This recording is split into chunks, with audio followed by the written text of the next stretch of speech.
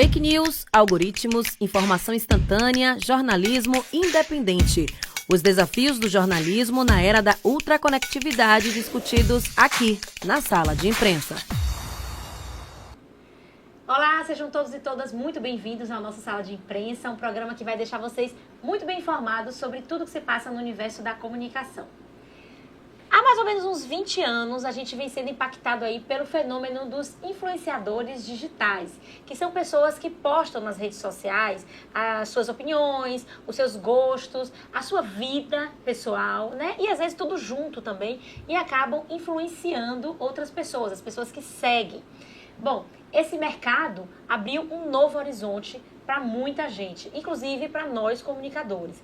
E a partir de hoje, a gente vai fazer uma série aqui no Sala de Imprensa sobre essa profissão de influenciadores. Vai ser uma série de 3 programas. Vamos estrear hoje com uma influenciadora que é muito conhecida, certamente você já deve ter visto ela por aí. A nossa primeira convidada, ela é muito multifacetada, uma influência típica, daquelas mesmo que faz todas as funções de influência. Ela tem 2 contas no Instagram, que somadas tem mais de 500 mil de seguidores. No TikTok tem mais de 62 mil seguidores. Seu canal no YouTube tem mais de 1000 vídeos e 1.360.000 inscritos. Em suas redes sociais, ela fala sobre moda, beleza, estilo de vida e empreendedorismo. Oferece treinamentos e cria métodos para auxiliar mulheres a ampliar seus negócios por meio da internet. Em 2023, ela foi destaque em um dos principais eventos do mercado digital, o Seven Summit, por ter alcançado a marca de R$1 milhão em vendas de infoprodutos. Seu trabalho como influencer lhe rende ainda participações em comerciais de TV, clipes musicais e programas televisivos. Estou falando de Jéssica Dantas, criadora da marca Fala Dantas, empresária soteropolitana que se destacou como influenciadora local, mas com alcance nacional. Eu quero que você comece falando o que é o Fala Dantas, né? Qual é o seu objetivo com esse perfil e, assim, de um modo geral, os assuntos que você abarca. Porque eu falei um resumo aqui, você fala de muita coisa, né? É o quê? Para que serve o Fala Dantas? O Fala Dantas, ele se divide em 2 braços da empresa. Então, eu comecei como influenciadora há 14 anos atrás, na época do blog. Então, eu falo que sou blogueira raiz. Sim. Então, começou como um blog de dicas de beleza, de moda, cabelo. Eu passei por aquela fase da transição capilar, então aquele boom das cacheadas, de ter o cabelo natural. Eu fui uma das que participaram desse primeiro movimento. Então, ele começou muito com essa questão de beleza e autoestima. E em 2020, na pandemia, eu abri um novo perfil para ensinar outras empreendedoras a como criar conteúdo para as redes sociais. Porque naquela época ninguém usava muito o Instagram para vender. Sim. Tudo fechado, precisou aprender a usar a rede social. Então, eu comecei a criar conteúdos ensinando empresárias e empreendedoras a se comunicar e se posicionar na rede social para atrair clientes. Então, hoje tem o perfil de influenciadora, que é a marca de moda e beleza, que se fala sobre esses assuntos, e tem o braço de educação, que a gente fala sobre marketing de conteúdo e vendas na rede social. Agora, engraçado, você fala até sobre coisas de casa. Ela tem uma partezinha no canal dela do YouTube que é assuntos de casa, de dona de casa. Então, é um leque muito grande. Então, você tem aí também várias frentes que você pode rentabilizar, né? Mas, assim, a sua formação mesmo não é na área de comunicação. Você é de outra área completamente diferente, né? Como é que você é formada em Química Industrial, né? Que você falou. Química Industrial. Pois como é que você direcionou a sua carreira para isso, para essa questão da influenciadora e para trabalhar justamente com marketing, redes sociais, que é um braço da comunicação, né? Eu comecei como um hobby, assim, na internet, para compartilhar as dicas que eu ia aprendendo e que era uma forma de eu me comunicar em rede social, porque em escola, em ensino médio, eu não tinha tantas amigas, então eu fui criar esse grupo na internet.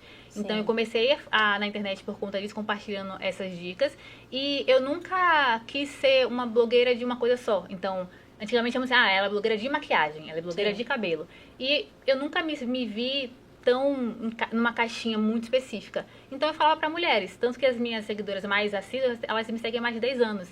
Então, elas foram envelhecendo, né, e amadurecendo junto comigo. Então, que a gente falava só de dica de cabelo, me mudei da casa dos meus pais, tive minha casa própria, fui começar essa vida de dona de casa. Então, o que eu ia aprendendo, eu ia compartilhando. Então, desde a época do blog, na descrição tinha compartilhando experiências e vivências do dia a dia. E aí, tanto para casa, para cabelo, aquilo que for útil para as mulheres que me acompanham. Então foi uma coisa muito orgânica, você não planejou, não foi uma carreira planejada. Nada planejado. E quando foi em 2014, isso realmente virou um trabalho, então passei de 2012 a 2014 mais ou menos só como um hobby. 2014 começou a ser trabalho, eu realmente comecei a ser remunerada para fazer os conteúdos que eu fazia. E 2017 foi quando eu encerrei a faculdade de Química Industrial. Então, antes eu levava em paralelo o ensino médio com o blog, depois o curso de Petroquímica com o blog, a faculdade com as redes sociais, e aí depois eu percebi que eu não me via no futuro mais sendo química, e sim como influenciadora. E aí eu desisti, deixei a faculdade de lado, então não segui a carreira de química. Olha que coisa. Agora, quando você disse que sua carreira começou a ser rentabilizada, né? Quando você começou a ser paga para fazer isso, em 2014, você buscou essa remuneração ou foi uma coisa que apareceu a oportunidade, caiu no seu colo e você resolveu, dá pra seguir aqui? Não, eu sempre...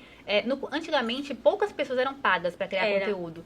Então, era mais você receber os produtos em casa para criar conteúdo. E como eu morava numa periferia, sou de família rica, não tinha dinheiro, então só de receber os produtos já me gerava criação de conteúdo, porque eu não tinha dinheiro para comprar os produtos. Sim. Então, eu fui uma das primeiras blogueiras da época a criar, inclusive, conteúdo sobre como falar com marcas, como mandar e-mail, como fazer parcerias, como dar essa profissionalizada, que naquela época ninguém falava sobre isso.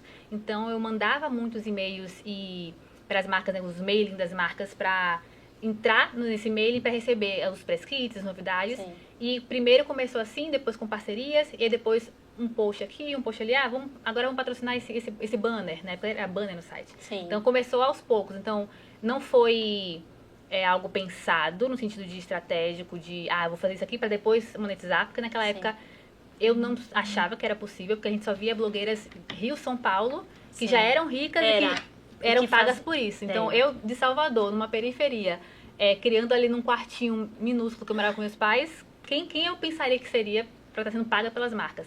Então era muito mais para compartilhar esses produtos. E aí com o tempo as marcas começaram a ver o alcance, a audiência, a comunidade que a gente ia criando, e isso começou a receber pedidos de orçamento. E aí que começou a realmente ser um trabalho monetizado. Sim. Agora, só me tira uma dúvida, você nasceu em que ano? 93. 93. E aí você não é da geração que nasceu com o celular na mão, né? Eu sou da geração intermediária, tipo assim, da virada.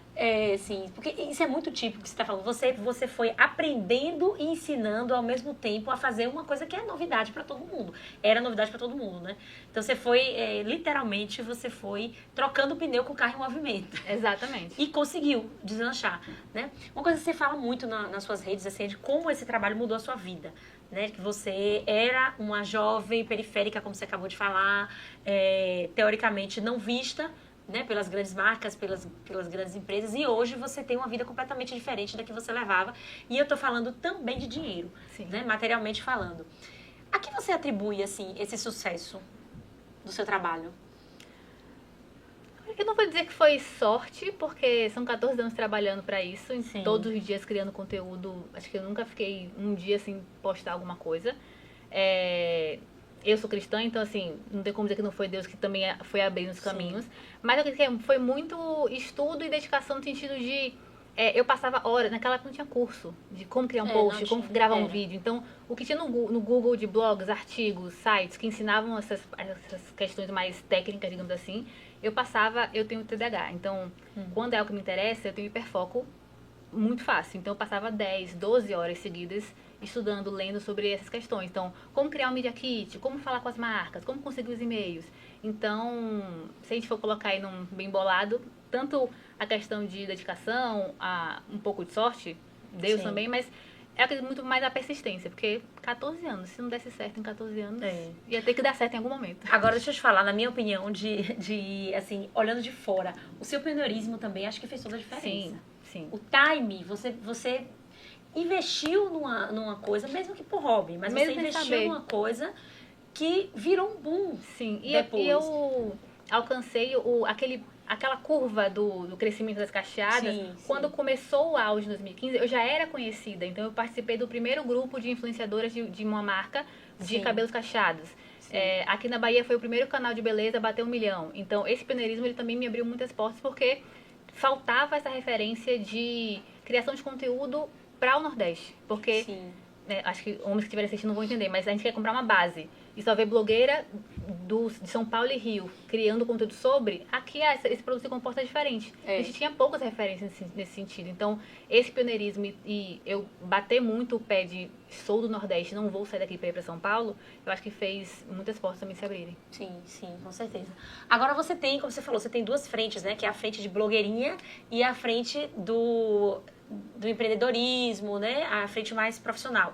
Você consegue separar o que é que vem, com a renda que vem de uma parte, uma renda que vem de outra, ou tá tudo muito misturado? Não, são separados, porque são contas diferentes, empresas diferentes. Ah, é? São. Gente, você é muito profissional. É porque as pessoas, elas enxergam só o perfil no Instagram Sim, como uma rede sim. social.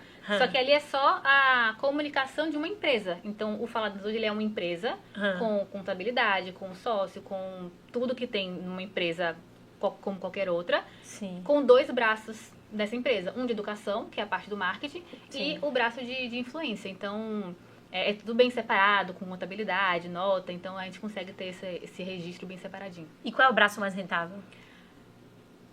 Por muito tempo foi muito de influenciadora, chegou Sim. uma hora que ficou meio a meio. Hoje em dia tá mais o de marketing. É mesmo? Olha, que legal. Significa que você tá muito profissional mesmo. Você tá... Você conseguiu dar essa guinada, assim, no sentido de tirar o foco de você e levar para sua marca, né? Isso é Sim, muito bom. Isso é exato. muito bom. Para uma pessoa que não é da área de comunicação, você tá dando aula. Você tá dando show Obrigada. aí. Agora, uma coisa que eu queria que você falasse, assim, a questão da exposição. Você não tem problema com isso, obviamente, porque se você tivesse, você não tava onde você tá. Mas como é que você lida com essa exposição excessiva? Porque você mostra tudo, você fala até de problemas de saúde que você tem, problemas que são íntimos, né? Como você lida com isso? Assim, você sente que... você se sente confortável para falar com os seus seguidores? Ou já teve momentos, assim, invasivos, que as pessoas foram chatas mesmo, foram inconvenientes? Não, porque ao menor sinal de inconveniência, eu sou muito tranquila em cortar. Em devolver o constrangimento. Então, para mim, isso não Sim. seria um problema. Mas eu não tenho formação de comunicação, mas na comunicação a gente consegue criar uma narrativa. Então, quem assiste acha que sabe tudo sobre a minha vida. Mas o que eu mostro é nem 10% do meu dia. Então, tudo que é mostrado ali é escolha. Então, eu sempre brinco que o Stories a gente está contando uma história. E eu sou a personagem principal, mas também a diretora, a roteirista, a editora. Então, eu que escolho o que vai aparecer ali. Então, quando eu compartilho alguma coisa de doença, tenha certeza que é algo que já está resolvido, já não é algo que me causa algum tipo de malefício se eu compartilhar. Eu compartilho porque vai ser útil para alguém. Então, quando eu tive o diagnóstico para MCDH, eu não compartilhei logo de cara. Até eu entender, eu aceitar, eu começar a tratar. E aí ok, agora está tranquilo, aí sim eu fui falar sobre. Porque o meu conteúdo nunca foi uma exposição da minha vida só pela minha vida. Sim, sim. Porque mostrar o meu dia aleatoriamente. Era sempre no intuito de como isso aqui pode ser útil para alguém. Como isso aqui pode compartilhar e chegar em mais pessoas e fazer a pessoa rir, ou a pessoa se divertir, se distrair, ser um entretenimento ou alguma coisa útil. Então, quando eu tinha algum compartilhamento em coisas de saúde, de dia a dia, era sempre com esse intuito. Então, as pessoas não conhecem minha vida inteira. Só que a forma como é mostrado traz a proximidade. Então, eu tenho uma comunidade muito forte de mulheres que me acompanham e que elas cresceram comigo, então estão há mais de 10 anos comigo, só que tem muitos problemas que eu passo na minha vida pessoal, muitas questões que nunca abrirei. Então, existe essa ilusão de que a gente mostra tudo, só que se você for contar um stories, ele tem no máximo 100 stories num dia. Sim. Se você contar, são 100 minutos, 24 horas. Então, muita coisa aconteceu entre um story e outro. Mas a forma como é mostrado faz parecer que você sabe tudo. Que você fala tudo, né? Que você vive com o celular na mão. E aí, essa seria a minha próxima pergunta. Se você consegue separar, tipo, momentos de lazer, momentos de família, sem pegar no celular, ou tudo, você tem que ficar, não, será que sua cabeça fica, né? Será que isso renderia uma postagem boa e tal? Como é que você lida com essa ambivalência? Já foi mais complicado, então, de eu estar, ou eu gravava, ou eu não estava gravando, mas eu pensava, eu deveria gravar. Isso aqui seria conteúdo. Eu fui naquele lugar e não fiz um vídeo. Então, esse o tempo inteiro esse pensamento. Só que aconteceu comigo uma situação de eu fiz uma viagem uma vez com uma prima minha, 2012, minha primeira viagem pra fora, que ela me deu de presente, e muitas das minhas memórias dessa viagem são olhando a tela da câmera. Então não era nem celular, né? Porque era uma Canon. Sim. Então era Natal, eu lembro dessa cena que a gente foi ver aquelas ruas enfeitadas e tudo mais. Eu não tenho memória eu olhando o lugar. Sim. A minha memória é eu olhando a câmera. Porque eu queria registrar E tipo, ai, vou mostrar isso pra quem me segue. Nossa, minha família vai adorar ver isso. Caramba, as meninas vão adorar ver isso. Só que a minha visão do lugar, eu não tenho essa memória. E aí, quando eu me dei conta disso, eu falei, gente, que horrível você ter memórias olhando uma câmera. E aí, hoje, a minha regra é, eu vivo primeiro e depois eu posto. Então, nada do que eu posto é em tempo real. Então, eu vou chegar no lugar, eu vou gravar história, eu vou gravar vídeo, fazer foto, fazer tudo. Só que eu só vou postar quando chegar em casa, porque eu vou escrever, se tem alguma informação. Então, se eu faço algum passeio aqui no centro histórico, eu vou procurar alguma informação sobre o lugar, eu vou procurar esse texto, colocar no conteúdo. Então, hoje é muito mais fácil separar e não mostrar tudo e mostrar só no momento adequado. Você foi aprendendo com isso, né? E que bom que você teve essa consciência, porque muitas vezes não tem. Eu percebo que muitas pessoas das gerações mais novas, para ela vivenciar aquele momento é estar olhando através da tela. Exato. Né? Então você ainda tem, talvez, por você ser dessa transição, você saber que existe uma vida analógica também. Né? Talvez isso você consiga fazer esse resgate, né? E você falou de uma coisa também muito interessante. Nem tudo que você vive, você posta. As pessoas acham que sabem sobre a sua vida, mas não sabem. Né? Isso é um assunto muito delicado. E por mais que isso seja muito batido, todo mundo sabe. Ela só mostra o que ela quer. As blogueiras só mostram o que é bom e tal. Mas isso acaba, sim, afetando a vida de outras pessoas, afetando a saúde mental. Isso acaba fazendo com que as pessoas se comparem, né? Então, por exemplo, o fato de você falar muito sobre esse êxito que você teve nas redes sociais, isso vai levar outras pessoas a se compararem, tipo, eu tô fazendo esse trabalho aqui também há muito tempo, eu não consigo. Ou dizer, se ela conseguiu, eu também posso fazer, e correr atrás, e às vezes não vai conseguir o mesmo, né? E a questão também que a gente sabe, das doenças mentais que vem chegando, né? Da comparação, a questão da autoestima das meninas, das adolescentes, enfim. Você pensa nisso quando você está produzindo conteúdo? Como é que você faz essa elaboração, né, do que você vai postar para comprar? A gente não tem controle, né? Mas tentar controlar o impacto disso no outro. Eu só posto o que é a realidade. Então, eu nunca vou enfeitar ou fingir algo. Então, se eu tô mal, eu não vou aparecer e falar, pessoal, tô mais sumida porque eu não tô bem. E eu tenho esse compromisso de... como tem a onda das blogueiras fitness, então a gente sempre se compara, nossa, a pessoa consegue sempre, eu não consigo. Por que ela tem disciplina e eu não tenho? Ainda mais eu tendo um TDAH e tratando também ansiedade com terapia, isso era uma questão pra mim. E aí eu comecei a mostrar que, olha, hoje não fui, hoje não consegui ir, mas hoje eu vou. Hoje eu não quero ir, mas eu tô indo mesmo assim. Então, essas partes que não são perfeitas, digamos assim, eu poderia postar só foto na academia, tá pago. E aí aparecer que eu fui, que eu sou sempre disciplinada. Mas eu posto essa foto e eu falo, olha, hoje foi difícil. Eu fui, fiquei enrolando no sofá algumas horas, mas foi porque eu tenho que ir, porque é saúde, então se não for, a gente vai endurecer. Então, entre ter que ir sem querer e ficar doida, vamos malhar. Então, eu falo sobre essa questão de eu vou mesmo sem querer ir. Eu compartilho muito as minhas questões de saúde. Eu tenho um transtorno disfórico pré-menstrual, que é uma TDPM, que é uma TPM muito, muito, muito avassaladora. Como se a pessoa tivesse um quadro depressivo metade do mês. E quando eu tô nesses estágios, as pessoas, quem já me conhece há mais tempo sabe. Então, percebe que eu fico mais reclusa, que eu fico mais na minha. Então, eu sempre comunico essas questões, porque justamente as pessoas saberem que é uma vida normal. Então, por mais que eu ganhe muito bem, que tem um monte de privilégio, que eu nunca vou falar mal de, tô cansada, que essa vida não é extenuante. Extenuante era quando eu pegava 4 ônibus para ir pro laboratório quando eu trabalhava. Extenuante é se eu ganhar o salário mínimo e trabalhar 10, 12 horas por dia. Então, eu nunca vou negligenciar os privilégios. Mas eu sempre tenho que trazer essa questão. E quando a pessoa se compara muito, porque ela comprou uma casa e eu não comprei. Eu comprei porque eu sou influenciadora. Então, o que eu ganho no ano não se compara com o salário. Mas já aconteceu de seguidoras me encontrarem em restaurante e falarem, Jéssica, queria te falar, depois que eu vi que você comprou a sua casa, eu vi que era possível. E agora eu também comprei a minha casa. E agora eu vou ter minha casa própria. Eu falei assim, cara, que massa. Então, às vezes até compartilhar, mesmo sabendo que não é tão igual à realidade da maioria, dá aquele ímpeto de, nossa, eu posso também. Um incentivo. Deixa eu ver como é que eu posso, dentro da minha realidade, como é que eu posso adequar esse sonho na minha realidade. E aí, minha comunicação sempre foi nesse sentido, de eu tô mostrando o meu lado, não é uma imposição, mas se te inspirar de alguma forma, ajusta para o que é possível para você nesse momento. Sim, sim. Então, você tem essa preocupação de mostrar os altos e baixos, não só os altos, né? Sim. Para que isso não fique parecendo que você é uma pessoa 100% bem-sucedida. Você falou que não é uma profissão extenuante, mas você comparou com o cansaço físico.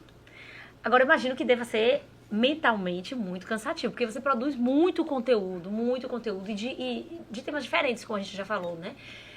Como é que você lida com esse cansaço mental? Porque assim, você tem TDAH, você acha que tem a ver com o seu trabalho? Você acha que isso piora, melhora, né? O fato de você ser influenciadora, porque as telas têm um impacto muito grande sobre a nossa saúde mental, né? Como é isso, assim, pra você? Olha, poucas pessoas falam, mas eu acho difícil você encontrar um influenciador hoje que não tem uma ansiedade, um burnout, uma depressão, que não faça se não faz, deveria fazer uma terapia no mínimo, porque deveria ser obrigatório. Vai virar influenciador? Terapia. Porque você lida com tudo que é instável. Então, rede social, algoritmo, reação das pessoas, fazer o que as pessoas esperam, mas não abrir mão de quem você é. Você não tem, muitas vezes, segurança financeira, porque você ganha muito hoje e amanhã você pode não ter um contrato. Então, essas oscilações que são muito comuns. Tanto que há alguns anos, tinha algumas matérias que só 3% dos influenciadores viviam realmente 100% dessa renda. Eu vi essa matéria. Hoje em dia, acho que é muito menos, e muitos estão voltando para a CLT, por conta da instabilidade. Então, mexe muito com a cabeça. A questão do CTDAH e muito atrapalha, porque tem a dificuldade de manter o foco, disciplina, concentração, mas ao mesmo tempo me traz muita criatividade, pensamento arborizado. Então, eu não gosto de romantizar o TDAH, mas eu sei que se não fosse ele, eu não estaria aqui hoje. Não tem como desassociar uma coisa da outra. Porque eu não tinha dinheiro para as coisas. Então, se eu queria uma decoração no meu quarto para melhorar o cenário, eu tinha que me virar com o que eu tinha. Então, eu ia fazer do it yourself. Naquela época era fazer você mesmo. Eu não tinha dinheiro para comprar os cremes de cabelo, por exemplo. Eu tinha que arranjar, eu fazia muita receita caseira.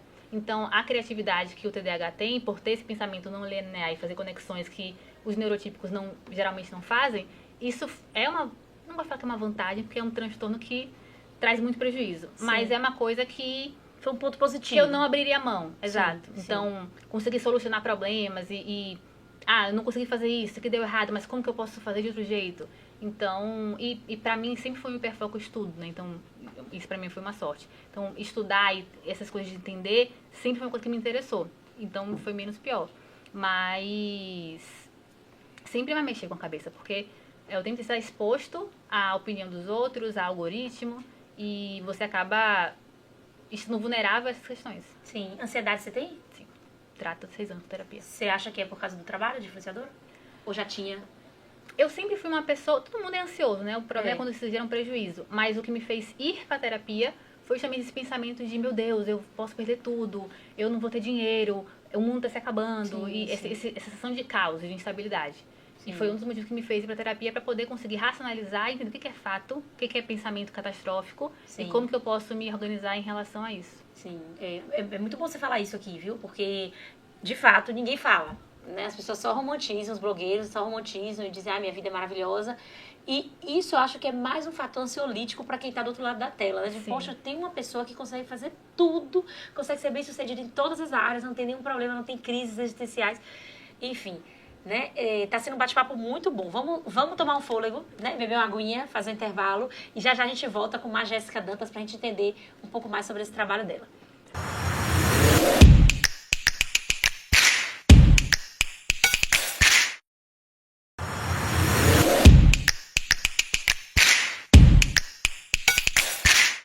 Estamos de volta com Sala de Imprensa. Hoje a gente está conversando aqui com Jéssica Dantas. Ela é influenciadora, criadora do Fala Dantas, que é um perfil no Instagram, no TikTok e no YouTube para falar sobre 1000 coisas. Ela fala de empreendedorismo, ela fala de beleza, de moda, de estilo, ela fala de atividade de dona de casa, ela fala de saúde. Ela é aquela influenciadora global, aquela que a gente conhece de uma forma muito típica. Jéssica, a gente estava falando da questão da saúde mental, né, que você tem cuidado e tudo, e eu queria meio que aproveitar, né, esse assunto ainda, para você falar também sobre outros aspectos que são difíceis para você, né, além dessa questão da saúde mental. O que é mais difícil nesse trabalho de influenciadora? Que dificuldades você encontra? Eu acredito que é mais na questão de você nunca ter uma estabilidade.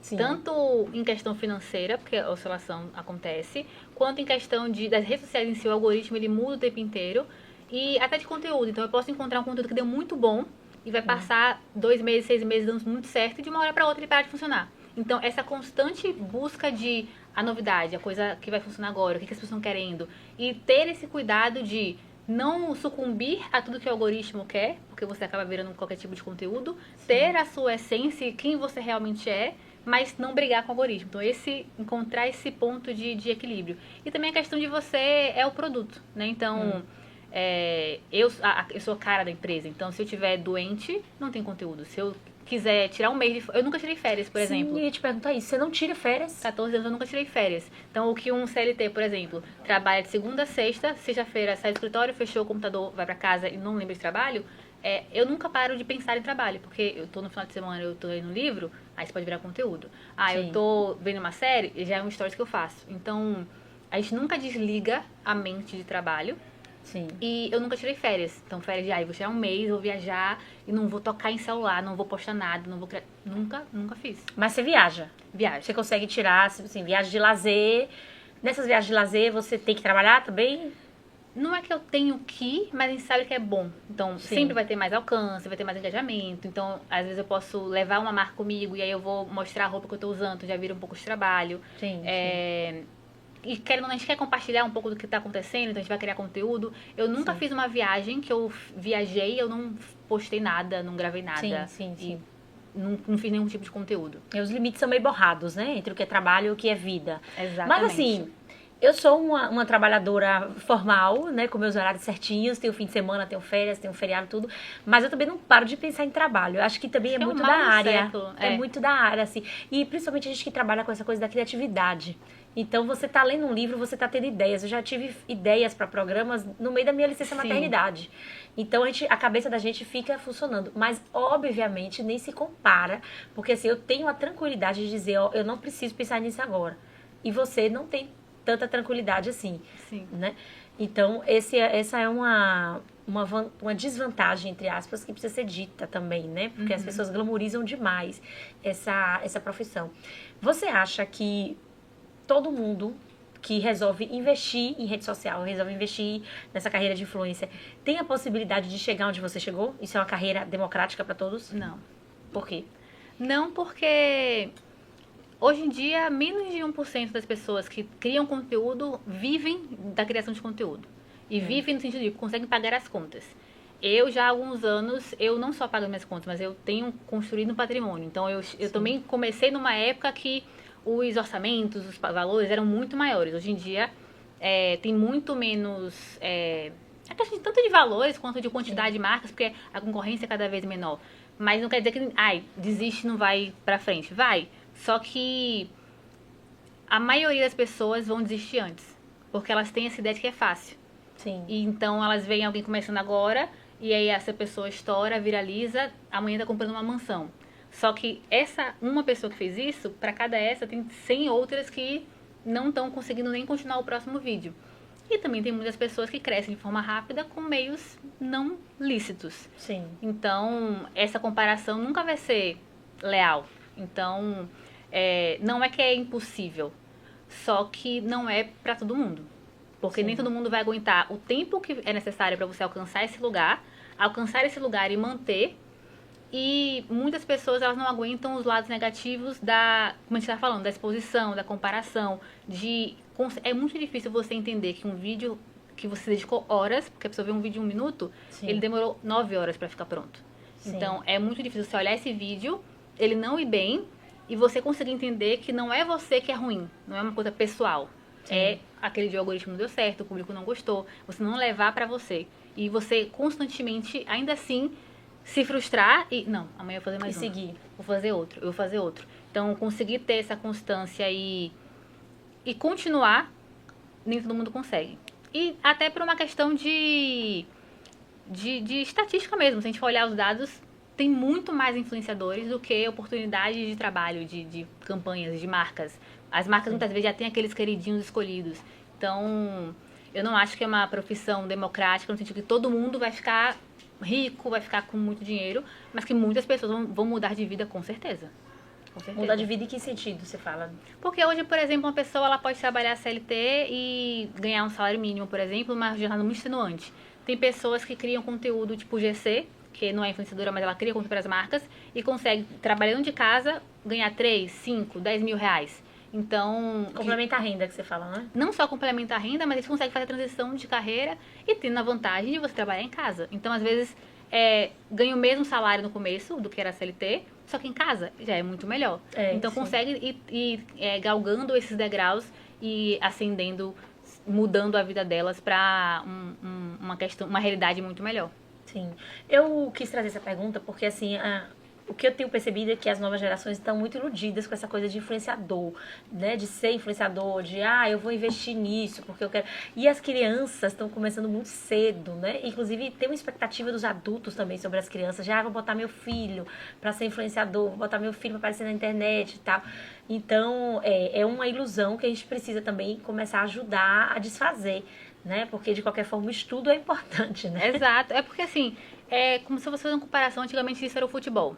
Sim. Então, para cada Neymar, quantos meninos que você conhece do bairro que jogavam muito, que eram incríveis, mas que não tiveram oportunidade, que não conseguiram ficar famosos e ganhar dinheiro. Então, tem sim as pessoas de destaque, é possível, só que não é aquela coisa de, comecei hoje, amanhã eu vou estar rico, milionário e minha vida vai ser só postar selfie e dinheiro cair na minha conta.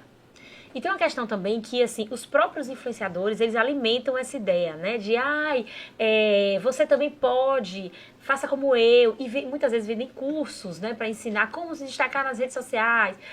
Você trata disso, mas você trata de um conteúdo...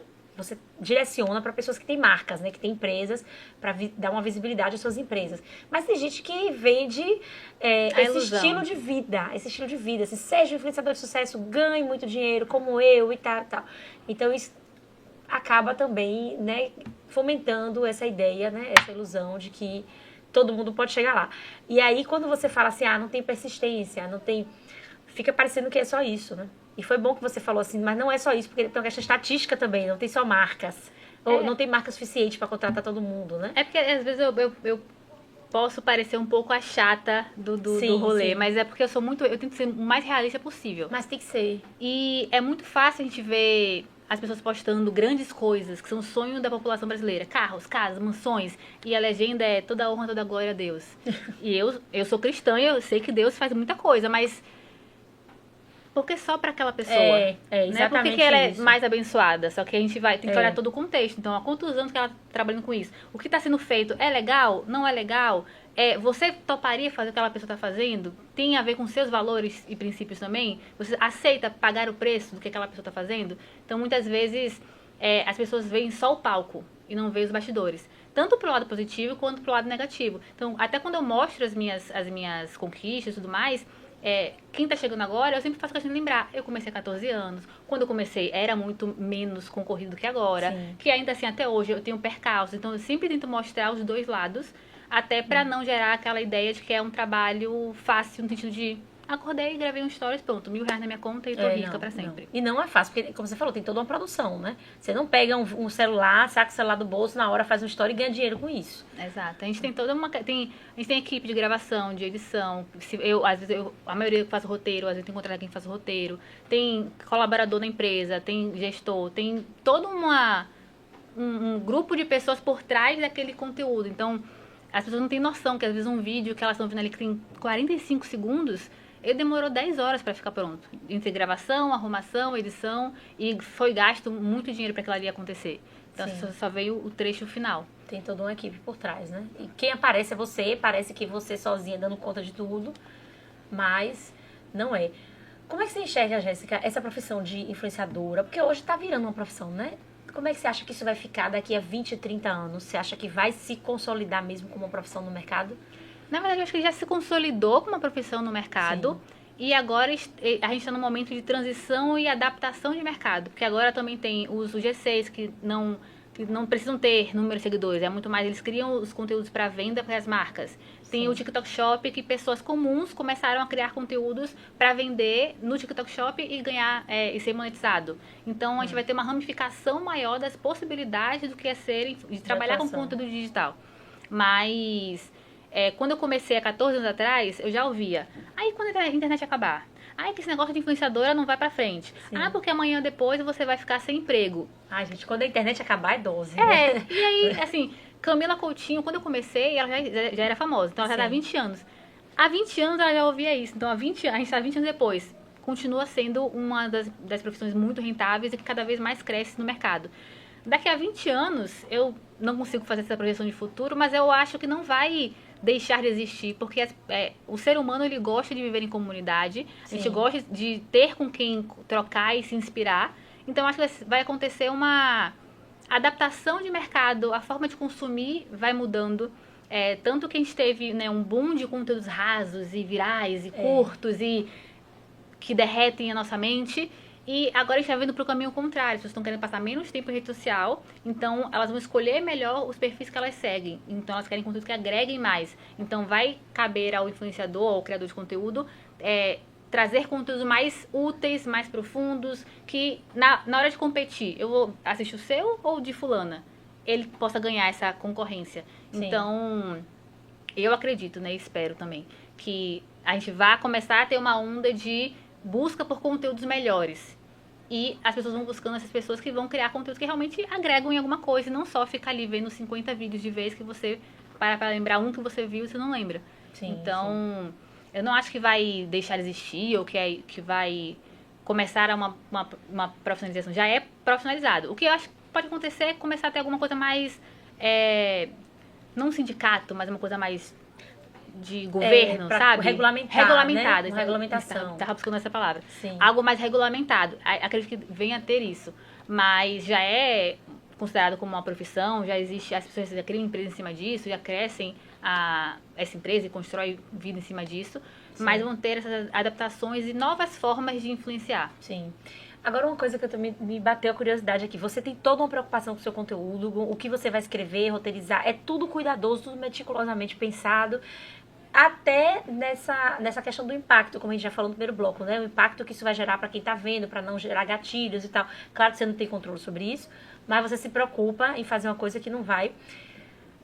O que você pensa quando você vê aquela influenciadora sem compromisso nenhum, com nada, com ninguém, né? E assim, lá em cima, muitos seguidores, muito dinheiro entrando na conta, muito hypada, né? Como falam. Te dá um desânimo, sei lá, te dá uma sensação de que você tá sendo besta, de que você... O que você pensa isso?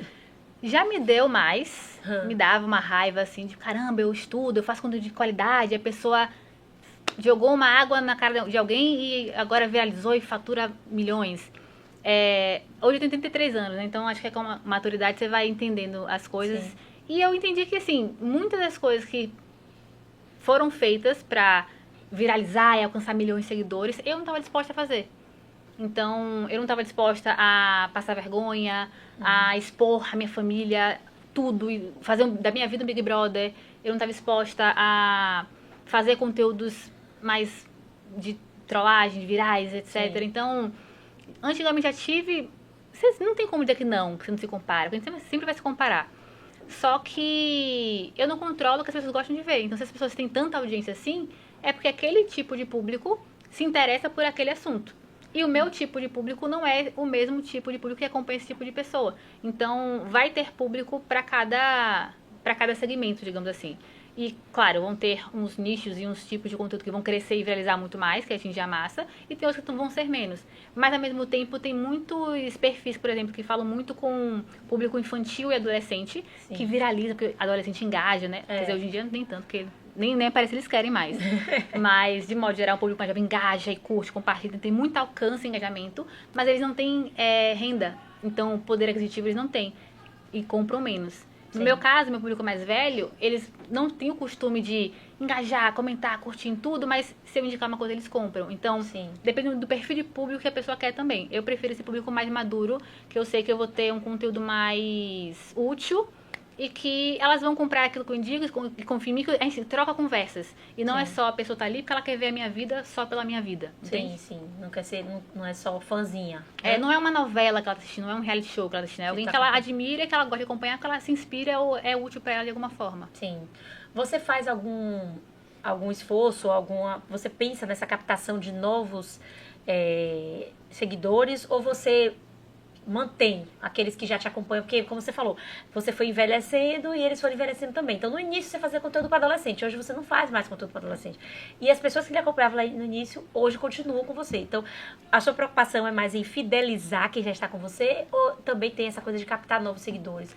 Esse é um dos pontos que a gente está falando sobre a questão mental, que endoidece a gente um pouco. Porque precisa ter esse trabalho de eu vou crescer mantendo a comunidade que me trouxe até aqui, que já me conhece, confia em mim, a gente tem essa relação, mas não posso parar de crescer, porque as marcas, elas querem os números. Sim. Então a gente tem que olhar o conteúdo que vai agradar quem já segue, mas também o que está em alta no mercado, o que está bombando agora, qual é o formato novo, para conseguir alcançar mais pessoas que sejam parecidas com essa que eu já tenho, para esse público ele ir crescendo. Porque se você para de crescer e os números caem, por exemplo, é o que as marcas mais olham. Então, às vezes, a pessoa tem uma relação muito boa com a audiência, mas os números não mostram isso, né, em virais e tudo mais. Sim. Então, prejudica o influenciador, porque você precisa sempre estar buscando... É por isso que muito conteúdo mais curto, mais... Eu não gosto de falar conteúdo bobo, porque pra mim tudo é conteúdo, porque se tem alguém pra assistir, é conteúdo. Pode não ser conteúdo pra mim, mas tem quem queira. Que as pessoas fazem muito só pelo número, pelo viral, porque... A priori é o que a marca vai olhar. Tem muito número, muito alcance, muito seguidor. Mas é muito comum ter pessoas com 3 milhões, 5 milhões de seguidores e quando colocam um link de venda, quando faz uma publicidade, pouquíssimas pessoas compram. Porque esse público segue pela vida dela, pela fofoca, pela aquela coisa que ela tá trazendo, mas não confiam a ponto de comprar. E aí o meu trabalho é muito mais em gerar confiança que elas comprem aquilo que eu estou indicando, porque realmente eu usei, eu gostei, eu vou indicar. Então, é obrigatório ter esse trabalho de vou manter os meus, mas trazer mais pessoas parecidas. E fazer um pouco dos dois, né? Gente, é um trabalho. É um trabalho difícil. Isso que eu falo, se o influenciador não tá tomando um tarja preta, uma terapia, um reiki, sei lá, alguma coisa, vai endoidecer. Vai bugar, né? Vai. Em algum momento. E tem uma coisa assim que você tá falando aí, eu tô percebendo, as empresas, elas continuam priorizando os números, né? Porque eu fiz pós em redes sociais em 2017, terminei em 2019. E eu lembro que tinha uma discussão, assim, de que, hoje as marcas não querem saber só se você tem 1 milhão de seguidores, elas querem saber se são seguidores que vão realmente consumir o produto que ela oferecer, como você falou, né? Mas a realidade não é essa ainda, né? Isso existiu, eu lembro dessa conversa do meu lado do mercado, né? Então as marcas falavam muito sobre isso. Isso, em um dado momento ali, talvez na pandemia, ou da pandemia para trás, assim, alguns anos, tinha muito essa conversa. Só que com o avanço da tecnologia, hoje em dia muitas marcas usam plataformas que tem IA. Então eles só colocam o briefing lá e manda a IA rastrear os influenciadores com esse número de seguidores, com esse número de alcance que falem desse assunto. E a IA não vai pegar o direct que a minha seguidora me mandou, falando que tá pela 4ª vez comprando um produto que eu indiquei 2 anos atrás. Então, essas IAs, na hora que vai filtrar pelos números. Os números secos, né? Os números que são expostos. Sim. Ainda que esses números, muitas vezes, tem 100 mil comentários. E é tudo coraçãozinho que não agrega a marca, por exemplo. Sim. A IA vai pegar isso aí. Depois vai ter um humano que vai filtrar e tudo mais. Só que, por exemplo, se você tem um perfil que você é muito engajado, o seu público é muito próximo a você, compra e tudo mais, mas não interagir muito. Nessa filtragem que a IA faz, você é descartada. Você sai. Então, hoje a gente tem uma relação muito boa com as marcas com que eu já trabalhei, com as agências. Então, a gente tem essa vantagem de ter um nome conhecido no mercado. Então, muita gente não passa por esse filtro da IA, porque a marca já tem o meu nome em mente, e aí a gente consegue ter esse acesso, mas como tem muito influenciador, é uma pessoa que antigamente tem um cargo, né, que vai procurar quais são os influenciadores. Ela não vai conseguir ver todo mundo, então ela tem que fazer esse filtro primeiro. E aí nesse filtro vai primeiramente olhar os números. Eu fiz esse filtro na IA também, pra fazer essa série. Eu botei lá, quem são os influenciadores mais conhecidos de Salvador? E o seu nome apareceu. Bom saber. Você é realizada profissionalmente? Sou. Muito. Eu não me vejo... Ih, menina. Emocionou agora. Do nada, um chorinho, não tá... Calma aí, que eu não tava programada pra isso, não. Eu sou muito, porque eu fiz química industrial, trabalhei em laboratório, eu já dei aula de curso técnico de petroquímica, E eu ia trabalhar em indústria, chão de fábrica, e quando eu tive diagnóstico de TDAH, eu pensei, gente, eu não ia durar 2 anos. Ah, esse diagnóstico foi antes de você ser Eu influenciadora? tive com 30 anos o meu diagnóstico. Ah, você já estava nessa... Já era influenciadora. Sim, Só que eu levei em paralelo a carreira de química, né? Porque eu não achava que ia vingar. Que ia vingar, que ia dar dinheiro, Sim. que ia me sustentar. Então eu levava em paralelo, se der bom, vamos lá. Se não der bom, eu tô com um plano B aqui. Sim. E quando eu comecei a engrenar com influenciadores, depois com os 30 eu tive diagnóstico de TDAH, eu falei, cara, ainda bem que não deu certo lá com a indústria, porque eu não ia decorar aquelas coisas, eu ia esquecer uma coisa aberta, ia causar um acidente, alguma coisa assim. Então, muitas pessoas que trabalham com rede social têm diagnóstico ou têm e não sabem, porque justamente encontraram na rede social esse lugar que elas podem ser quem elas são, que elas podem, apesar do TDAH, usar isso como uma vantagem para se realizar.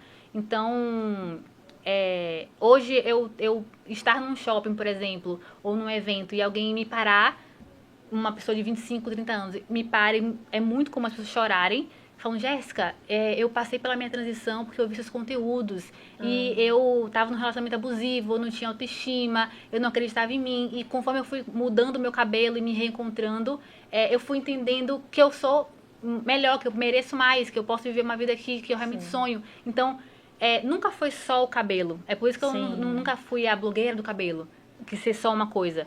Porque vai muito além. Então, você saber que o seu trabalho, que parece uma coisa muito simples, eu tô aqui na minha casa criando conteúdo, e de alguma forma mudou a vida dessa pessoa, que ela foi lá e comprou uma casa, que ela trocou de emprego, que ela saiu de um relacionamento abusivo, você fala, cara, isso aqui acho que vale, que tá mudando, não tá mudando só a minha vida, tá mudando a vida de alguém também. Sim. Então, eu me vejo fazendo... Eu não me vejo dependendo da minha imagem por mais 20 anos. Sim. Mas eu me vejo ainda criando conteúdo velhinha, fazendo crochê. Ah, que bom. Nas dicas de, essa bengala aqui é ótima, viu? Podem comprar. E uma coisa interessante é que você não deu aquela deslumbrada, que é muito comum, porque você começou muito cedo. Sim. Então, tem esse risco, né? De você... A pessoa começa adolescente, começa a ganhar dinheiro e começa... Aí pira a cabeça e vai... Começa a agir como se fosse assim o rei do mundo, né? E você tá lá sempre com seu pezinho no chão. Então, é aquela coisa que mais ou menos, porque é aquela coisa que a gente não mostra. Eu tive essa fase. Você teve essa fase? Tive. Olha, menina, eu tive essa fase. A gente já tá acabando o programa. Eu tive essa fase de um pouquinho de soberba. Sim. De, pra essa marca aqui que quer me pagar pouco, eu não vou. Pra fazer, sair de casa pra fazer só um vídeo, eu não quero. Não, tá me pagando isso aqui? Não, meu valor é tanto. E também tive um outro lado que foi, hoje eu sei que foi muito mais compulsão TDAH, de deslumbramento com compra, com dinheiro. Teve uma que eu recebia, fazia muitos publis. Então, tudo que eu não tive antes, quando adolescente, de não poder comprar roupa, eu quis tudo de vez. É igual quem faz dieta e fica uma semana sem comer açúcar e depois come 3 bolos de vez. Sim, mesma chuta coisa. O balde. Então, eu tive esse deslumbramento de achar que eu sempre ia ganhar sempre mais e não que ia cair ou estabilizar. Mas foi uma fase mais curta, assim, sei lá, 6 meses, não foi algo muito... Não deu pra dar prejuízo. E também não foi nada exposto em rede social, de eu falar com pompa e soberba, mas internamente, porque não tem como, porque imagina você morava na periferia, você tinha uma realidade, você começa a ver aquelas pessoas e fala, nossa, isso aqui é muito distante pra mim, e aí de uma hora pra outra você tá vendo que você tá um pouco perto daquilo ali. Sim. E é feito pra ser deslumbrante, então não tem como você não deslumbrar, mas... Você voltar para o seu lugarzinho e, se eu centrar aqui quem eu sou e seguir nos meus processos, você consegue seguir em diante. Tem gente que deslumbra e segue deslumbrado, mas uma hora acaba quebrando as pernas. Eu queria fazer mais perguntas, mas o diretor já tá aqui dizendo que tem que encerrar. Então... Poxa! Foi muito bom esse bate-papo, eu amei essa conversa. Também, é bom, incrível. Eu nunca tinha conversado com um influenciador assim, né? Tão abertamente, né? E foi ótimo porque eu percebi que você não veio armada. Não. Né? E você falou a real mesmo, e é muito bom para quem tá em casa assistindo isso poder pesar também, que não é só flor, né? Nem tudo são flores. Então, é um trabalho bom, é um trabalho que traz, né, as suas vantagens, que tem as suas glórias, mas também não é fácil. É como tudo na vida, tem prós e contras. A gente escolhe o que a gente dá conta de fazer e se dá o que a gente está buscando. Sim. Então, eu realmente sou muito realizada e não trocaria a minha profissão por nada. Que bom. Vou jogar uma batata quente na sua mão agora. Uma frase rapidinho para você dar assim, de conselho para quem quer investir nessa carreira agora. Nossa, aí você acabou com o meu TDAH agora. Tá. que faça o conteúdo que te diverte, que você olhe e fale, nossa, aqui sou eu. Porque se você fizer somente pelo dinheiro, somente pelo que viraliza, somente pelo que as pessoas estão falando, chega uma hora que você se perde de você mesmo e aí pra voltar é um tempinho de terapia. Então, faz o que você gosta, faz pra se divertir, porque isso é o que conecta com as pessoas. Quem tá assistindo percebe. Pô, ela gosta disso, ela tá feliz fazendo isso. E aí acaba que quando é algo que você realmente gosta, você consegue durar por mais tempo e continuar fazendo. Agora, Jéssica, a gente já tá acabando mesmo. Antes da gente encerrar, fala aí todas as suas redes sociais que você tem pra quem se interessou e quer te seguir agora. Tá, pra quem quer conteúdo de moda, beleza, dia a dia e lifestyle, é o Fala Dantas. Se você é empresário e quer aprender como se comunicar em rede social pra atrair clientes e crescer um negócio no digital, é Fala Dantas MKT. Pronto. E tem o YouTube também. O YouTube é muito bom, viu? Eu gostei mais do YouTube. De todos que eu gostei mais do YouTube. Tem muita coisa. Eu sou Fala Dantas em todos. É isso. Gente, nosso programa chegou ao fim. Se você perdeu alguma parte dessa conversa, ou se você quer rever esse programa, é só apontar a câmera do seu celular para o QR Code que está aparecendo aí na sua tela, que você vai ser direcionado para o nosso canal no YouTube. Lá você tem esse e outros programas, outras edições da Sala de Imprensa. E não se esqueça também de ficar ligado, porque a gente vai fazer mais 2 programas para falar sobre essa profissão de influenciadores digitais. Então, Jéssica foi a primeira, mas ainda temos mais 2. A gente se encontra na próxima quinta-feira na TV Câmara e na Rádio Câmara. E muito obrigada pela sua audiência, obrigada também a toda a equipe que ajuda a fazer esse programa aqui. Até o próximo Sala de Imprensa.